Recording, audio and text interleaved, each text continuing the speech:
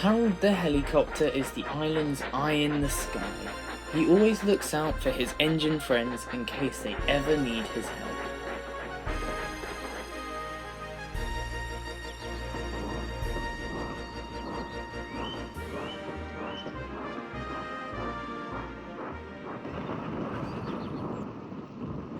But one day, a fierce storm struck the island, and Harold was forced to land by the main line. He needed some assistance, and called out to any engine that passed him, but none of them even noticed him. They were all too busy or distracted by the storm, but Harold thought they were ignoring him on purpose. It made him feel very sad.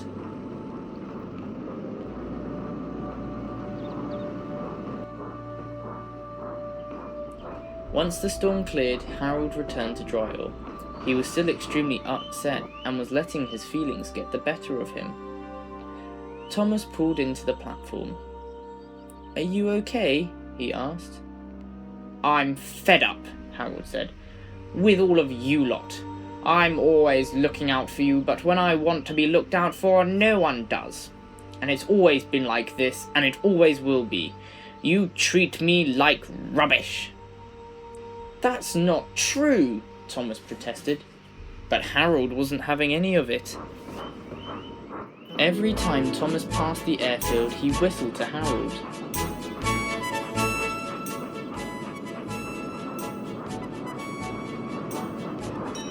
Toby did the same, but nothing they did could cheer Harold up. In fact, it annoyed Harold even more, up to the point where he asked his pilot if he could move airfields. "I don't want to be near those loud engines. They're pretending to care for me when they just don't." "I think they're trying to cheer you up," his pilot said, but Harold refused to agree. In the end, his pilot gave up.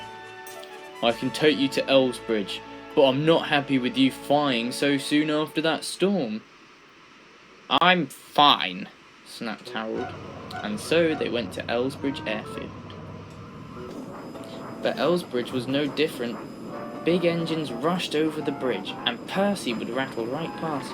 "Hello, Harold," he called. "Can't anyone get any peace from you lot?" Harold exclaimed. He asked his pilot to take him somewhere peaceful. His pilot was fed up. "Can't you quit complaining?" "Take me somewhere away from the engines and I'll never complain again," he said. The pilot reluctantly agreed. He took Harold up in the sky, and they flew and flew and flew, until at last Harold saw a waterfall.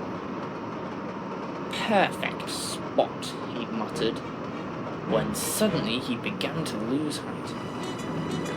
"Pilot, your engines are cutting out," he cried. To Harold's horror, he was diving towards the ground. He hit it with a thud, but didn't stop. He carried on, and could see that he was heading in the direction for the edge of the waterfall. "Oh, help!" wailed Harold. Mavis and Stanley, who were working at the quarry, rushed up to see what the matter was. "Harold," Mavis cried, "you need to take off." "I can't," wailed Harold. "Yes, you can," Stanley cried. "You can do it. I know you can."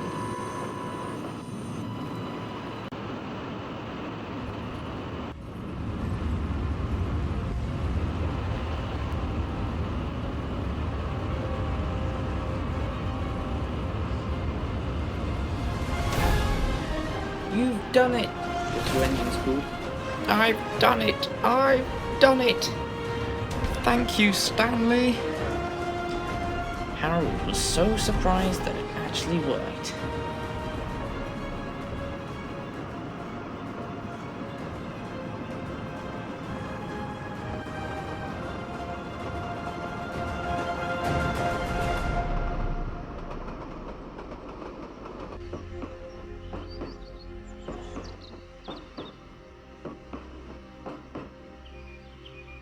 His pilot took him down to Farquhar Yard, where Thomas and Percy were waiting. They were surprised. "Harold, Thomas asked in surprise. Harold explained everything before a very relieved pilot emerged from the cockpit. I'm not taking you anywhere else, he boomed. Not until you've been fully checked over. I don't want to go anywhere else, thank you, Harold sighed. He looked at Thomas. I was completely unreasonable and stupid today. I didn't think you really cared about me, but after I nearly crashed, I realized you all did. I'm so sorry. We forgive you, Harold, Thomas grinned. We're just relieved to see you're okay. After that, Harold never doubted any of his engine friends.